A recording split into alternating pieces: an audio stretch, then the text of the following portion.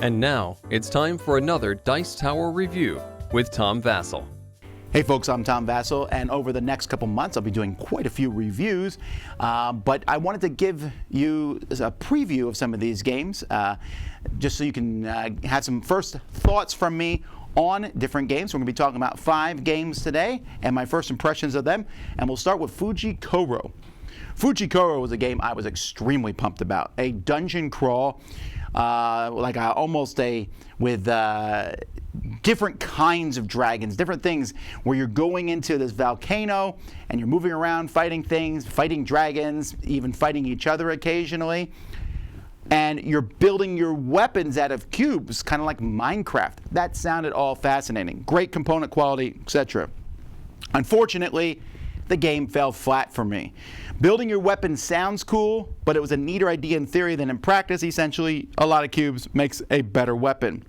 Combat sounds fun, but it can be very devastating or not. The combat's fairly lucky for how little there is in the game, and it's boring for me, a lot of it, that I'm just waiting and waiting and waiting to do something while other people are taking their turns. And then finally, the end game itself was very anticlimactic compared to it. It could have an exciting cliffhanger ending where people are running for the exit, but there's also, it could not have that exciting ending. And for me, all that put together, especially for the price of the game, is one I'd have to pass on. Inner Compass is a new game coming from AEG, which has this theme of emotions and collecting your emotions together. Yeah, well, first of all, there's no theme in this game at all. That all sounds well and good.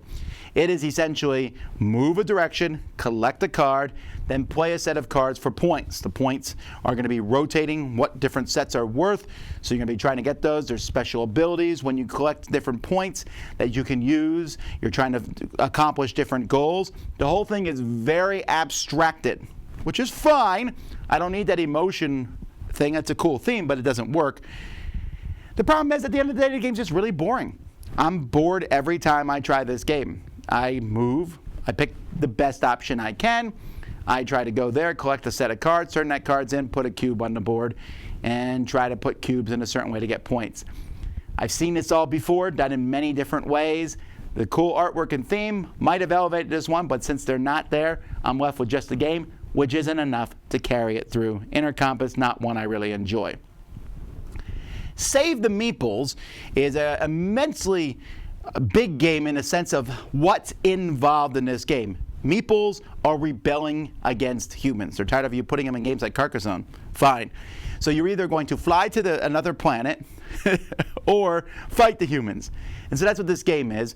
There's some cool concepts in this game where you place Meeples on these trains, then these trains move down the paths to the different spots, and then you place them on the different spots depending on where you put them on the train. Going later on the train is actually better. It's kind of a weird mechanism in that way.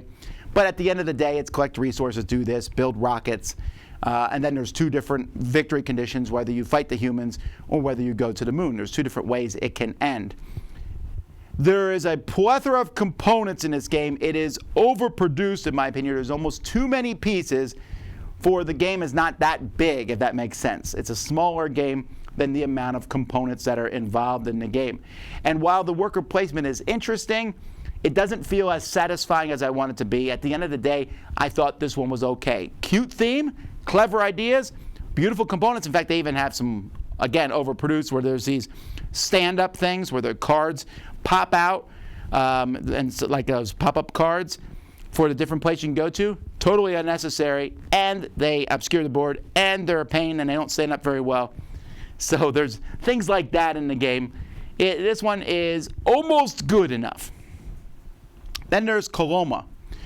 I didn't know much about Coloma. I know that most of the games from this company in the past I have not enjoyed, but people told me this one was really cool. And I will say I spent probably 5 minutes when I first set it up, because there's this magnetic dial in the middle of the board that it's so simple and so fascinating, it just works. The magnets in this board for dials, every company pay attention to this. This is the way to do dials.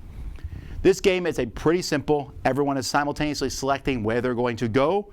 then you go there in the spot that the most people go to, you'll have less actions than everybody else. But you'll always have an action. The actions are pretty simple. You're building a town in front of you, and then running this engine that's in this town, and you're just trying to do different things to get points. This game is amazing. I like the theme.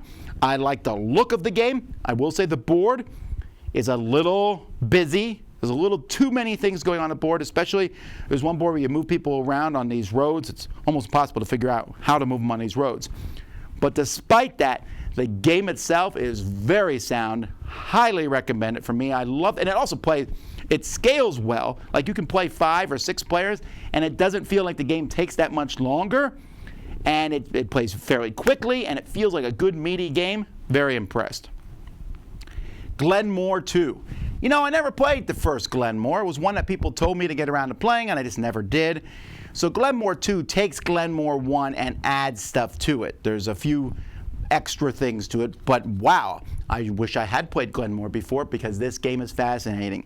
It has one of my favorite mechanisms where you can move along and pick up a tile, and the farther you move, you can move pretty much as far as you want in a sense, but then you have to wait for everyone else to catch up to you or get ahead of you. So if you jump really far to get a good tile, then you wait a while for other people to take their turns, and there's that struggle. How far? I love that mechanism in games.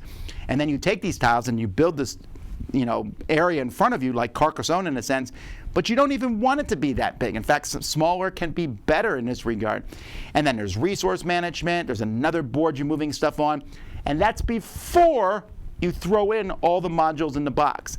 The box is probably a little bigger than it needs to be, but man, the production of this game is fantastic. I love it. It is such a good game. Glen More II, very excited about it.